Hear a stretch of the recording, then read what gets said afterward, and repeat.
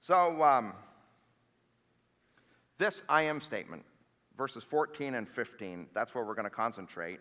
I am the good shepherd.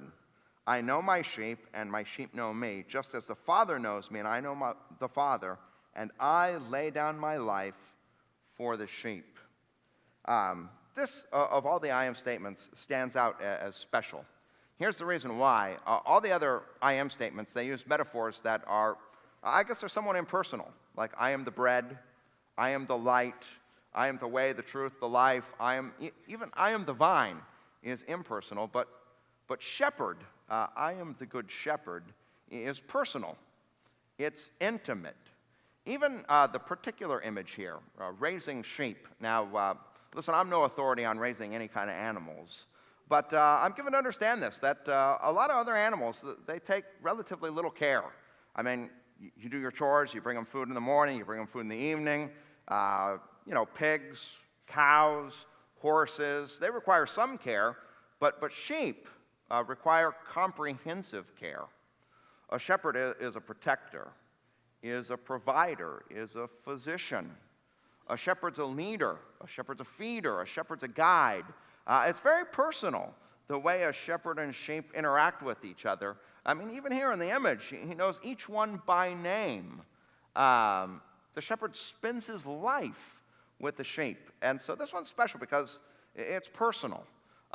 Jesus here is not only telling us what he does and who he is, but in this I am statement, he's telling us how he feels, which I think is very, very important.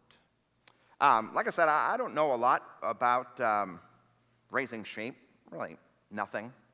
But one of the good things is that you can find a lot of pastors who at one point or another worked as shepherds, who have written down some things. And this phrase here, in verse 14, he says, I am the good shepherd, and now this phrase, I know my sheep. I know my sheep. I came across these writings of a fellow named Douglas McMillan. He became a pastor later in life, but earlier he worked as a shepherd. And he writes a lot about his experiences raising sheep. And there was one story he told that really, at least, impacted or struck me. He talked about how one time he was getting on a train with one of his friends who was also a shepherd. And the train was departing the station, and way off in the distance in a field was a flock of sheep. And within that flock of sheep, there were 4 little lambs. And the shepherd, that was the friend, turned to this pastor now, and he said, look at that. Those are my 4 lambs. He just sold those lambs. And, Douglas McMillan, he writes, there was no question. I knew that those were his lambs. I am the good shepherd. I know my sheep. Another part, he writes about the way in which a shepherd takes care of the sheep and leads and guides them. But they'd get to a pasture place, a lot of green, and he'd leave the sheep to eat. And he talked about getting up on a ridge, and what a shepherd does is he's constantly scanning each sheep and looking right in the eyes of each sheep, just keeping track of what each one is doing. There's a kind of comprehensive knowledge that the shepherd has. And why? Why does a shepherd have to have that kind of comprehensive knowledge where he's scanning at all times? Who are the sheep? Where are they? What are they? Why? And actually, I think when Jesus uses this imagery, I am the good shepherd, I know my sheep, he's actually saying something about us and his relationship to us. And the fact that he uses sheep as the animal, it's actually not that flattering. Why is he a shepherd? Why are we sheep? And, here's the thing. Jesus sees something about us that we're helpless. A sheep, it's very different than other animals. What happens when a sheep gets lost? Other animals, and here's where I do have some experience. We have a cat. And sometimes, from time to time, that cat will get out. Others of you who have cats, the cat gets out, and it's a house cat. It doesn't know how to navigate the outside, at least that's what I think. And there have been times where that cat's been gone for hours. And inside, you think to yourself, well, we'll never see it again. But what happens? Like 5 hours later, there it is on the porch meowing. Some animals, when they get lost, they just have some kind of way of finding their way home, not sheep. When they're lost, utterly lost. Other animals, if they get lost, they become wild again. I don't know how, they've been tame all this time, but, they forage around, they figure it out, and next thing you know, they're existing out there in nature.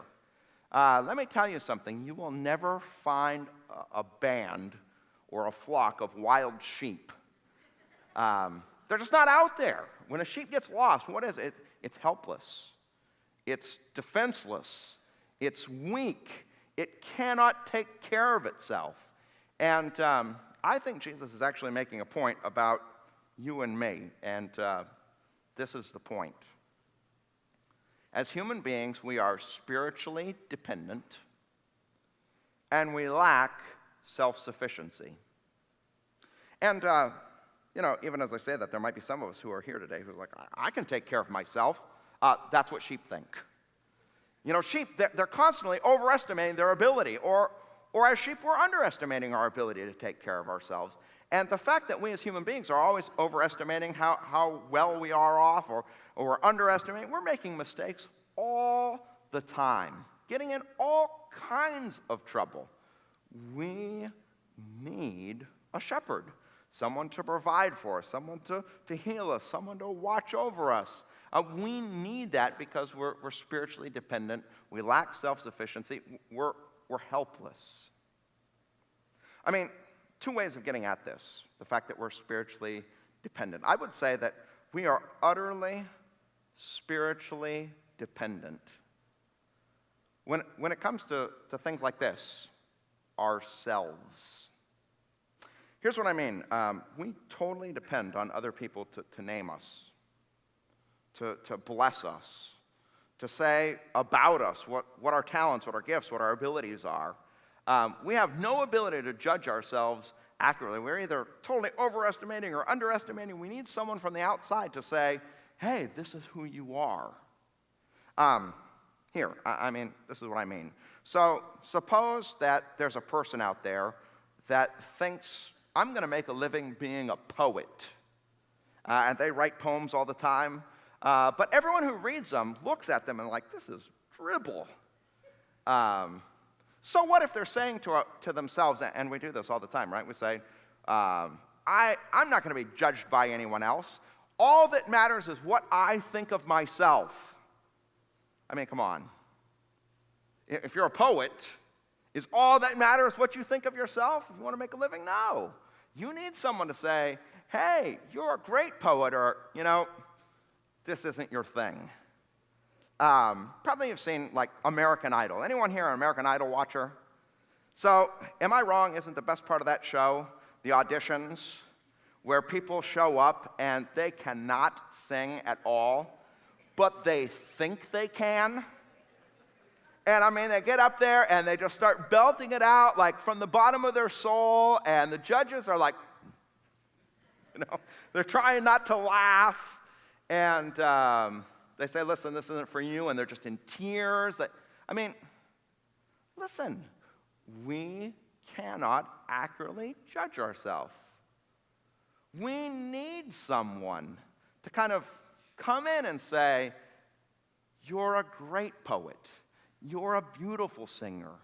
You're wonderful at whatever it is that we're wonderful at. That's one way we're spiritually dependent. I would say we're also spiritually dependent with regard to our understanding. Here's what I mean. Think of yourself 10 years ago, or 20 years ago, or for those of you who can keep going far enough back, however far back you want to go. I'll stop at 20, okay? What were you like? Most of us, if we look back, we say, man, I was so naive back then. Boy, what a dolt.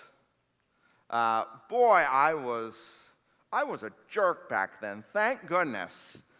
And this is what we say to ourselves. We think, every time we look back 10 years, boy, I was really a jerk back then. And we think right now, I'm just now getting over my jerkiness. But how are we going to think of ourselves 10 years from now? We're going to look back and say, oh. But here's the problem. We don't see it now. Right now, we think, well, I've finally got what it takes. For those of you who read history, I mean, we almost always read history with this sense of curiosity, like, boy, people back then were barbarians, right? I mean, I can't believe what they thought, how simple-minded they were. And listen, you don't have to go that far back in history. Think of what you think about your parents' generation or your grandparents' generation. I mean, what really do we think of our grandparents? I mean, and Grandma and Grandpa, my grandma's here. She's here. But what do we think? We think, oh man, their generation, they didn't have anything figured out. I mean, they were so simple-minded and the world was, and what do we think about ourselves? Right now, it's finally our generation where we're coming into our own, where we've finally got it figured out. But let me ask, what are our grandkids going to say about our generation? But we lack understanding. Right now, and this is what sheep do, they think, I finally have what it takes. But do we? It's interesting, as I was reading Doug McMillan, he says, when a sheep gets lost and the shepherd goes searching for that sheep, you think, okay, the sheep, it's like in a hopeless situation. As soon as the shepherd would come up, it'd just jump into the arms of the shepherd. He says, no. Actually, you know what the shepherd has to do? He has to tackle the sheep and throw it over its shoulders. It's not like he could. I mean, that's how we are. At any given moment, we're so helpless, so spiritually dependent. We so lack self-sufficiency. And our problem is, even though that's all true about us, we just love to say to ourselves, no, I'm fine, I got this. That's exactly what sheep do. And that's what Jesus says. He says, I know my sheep. He sees us with all our foibles, with all our troubles, in all our helplessness. I know. God knows who we are. I know my sheep. Now this phrase, I am the good shepherd. I know my sheep know me, just as the Father knows me, and I know the Father. And I lay down my life for the sheep. What a stunning thing to say. I mean, right after getting done saying, I know my sheep, he knows us. He says, I lay down my life for the sheep. I mean, just to talk about how stunning that is, one of the things I get to do as a pastor is spend time counseling people where they open up and they talk about things that are real. And I can't tell you the number of times someone said something like this. Boy, if my spouse knew what I was thinking most days, they would certainly leave me. And you want to know the funny thing about it is, and I think most pastors, if they're honest, I can say this about myself, if my congregation knew the thoughts that passed through my mind on most days, I mean, you wouldn't show up here on Sunday. And, everyone who's a pastor has to, if we're self-aware at all, it's one of those things that just, man, if people really knew who I was. And Jesus says, I know my sheep. He knows me. He knows you. And then as soon as he says that, he says, and I lay down my life for the sheep. Here's the thing. This is the picture.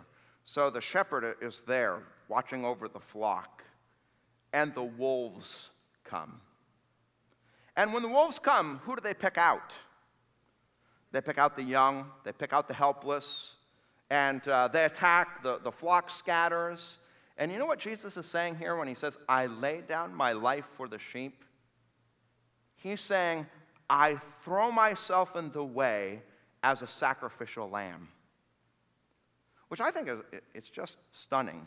He knows the sheep, he knows what we're made of, he knows who we are, but when the wolves come, he jumps out in front and lays down his life. I mean, it's ultimately a statement of the cross. He knows who we are. He knows our sins. He knows everything we've done, our imbecility, our stupidity, what a jerk we were, and yet he loves us so much that when the wolves come, he lays down his life, which, by the way, This is a theme which runs all throughout the Bible. There are a lot of prophecies about Jesus that pick up on this kind of language. I'll show you just two of them. The first, Isaiah 53, talking about the wolves coming. It says about Jesus, he was oppressed and afflicted, yet he did not open his mouth.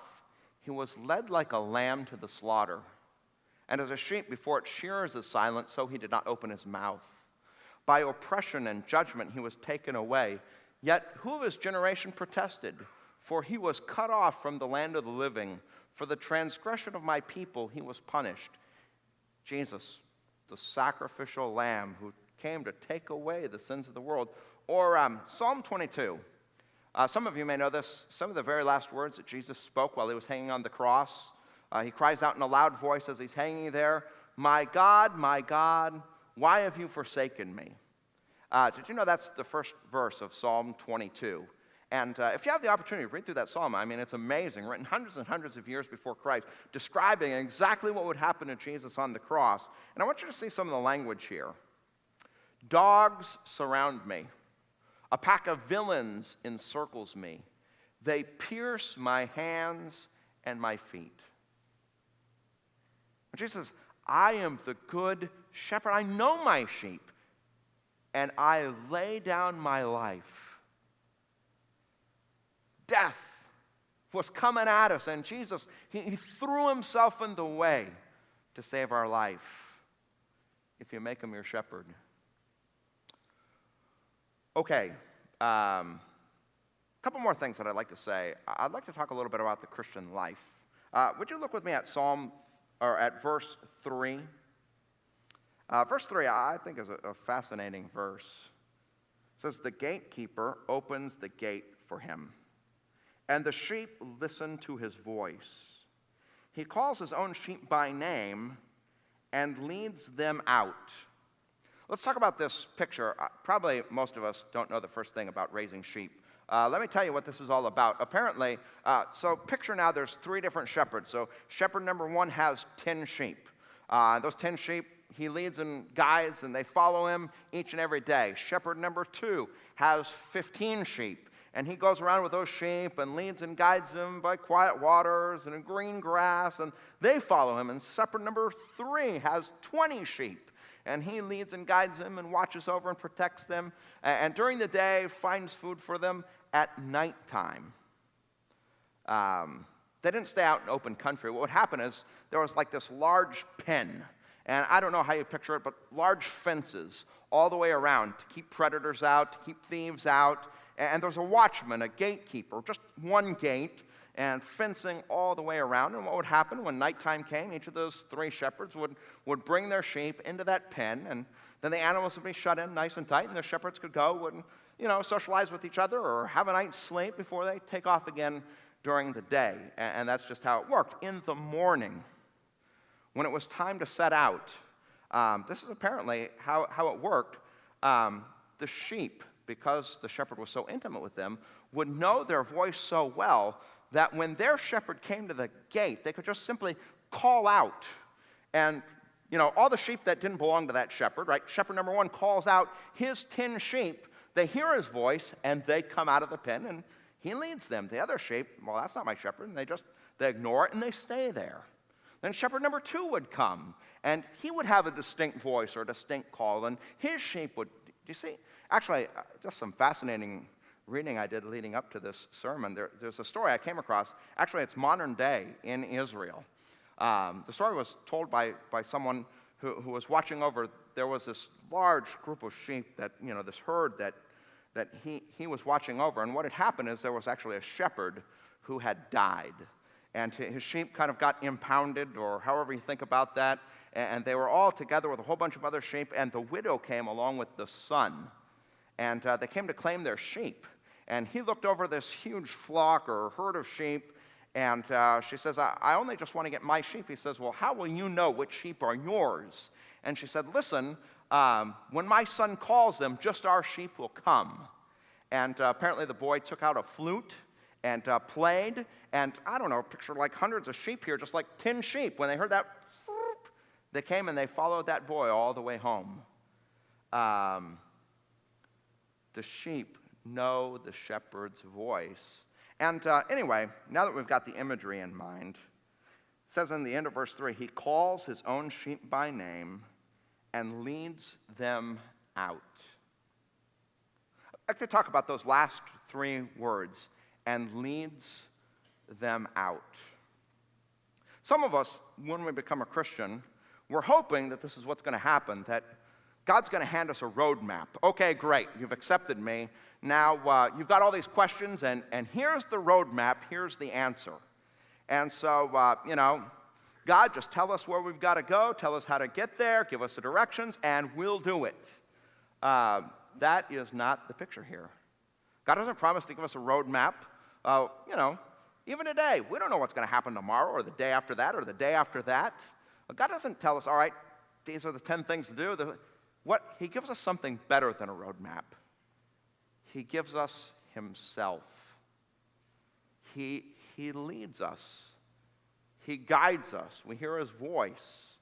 Which means that, even when we pass through dark times or difficult moments, we don't have to be afraid like, oh man, it's all gone wrong. God, where? No. He leads us, even through the darkest valleys.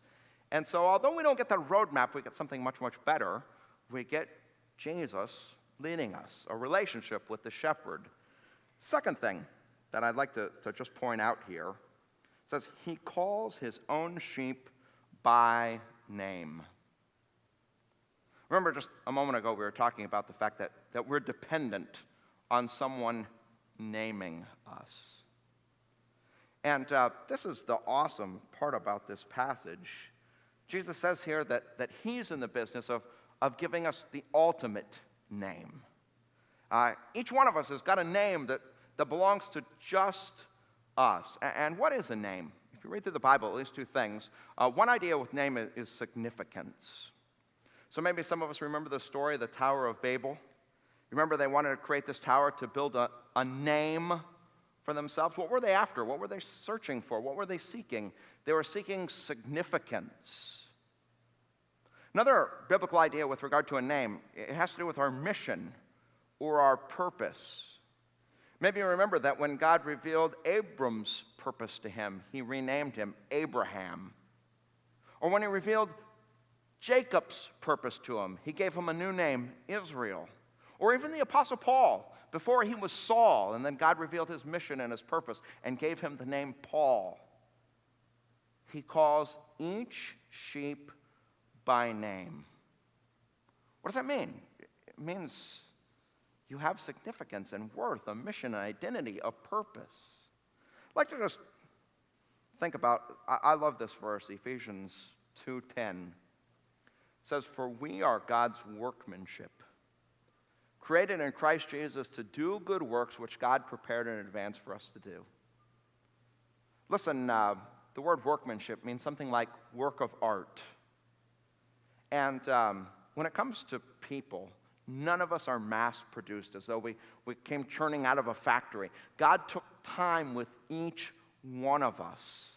We're unique, we're special. We have unique talents, gifts, abilities. There are callings that we have that are unique to each one of us. God has prepared in advance certain good works which only you will do. God calls us each by name. And this kind of ultimate naming, because we're dependent, because we lack spiritual self-sufficiency, here's what we often do. Often we try to make our identity something that's just absolutely fading. So it's about how we look, right? How other people say we look, or it's what the boss thinks of me, or it's who I've got hanging on my arm. And you know what? If the good shepherd calls you by name, those things won't matter as much anymore. Many of us were just riddled because the voice of critics is like rumbling, like I'm no good because they said I was no good. Some of us, it was our own parents said you'll never amount to anything. Listen, if the good shepherd calls you by name, if he loves you and knows you and laid down his life for you, you have value and worth. You're his unique creation. There are good works which he prepared in advance for you to do. if you'll hear his voice and follow his leading. A couple of just last thoughts. If today you're hearing the voice of the Good Shepherd, I want you to understand that if we're sheep and he's a shepherd, that means that we have to surrender comprehensively. Right? The shepherd is the provider. The shepherd's the protector. The shepherd's the physician.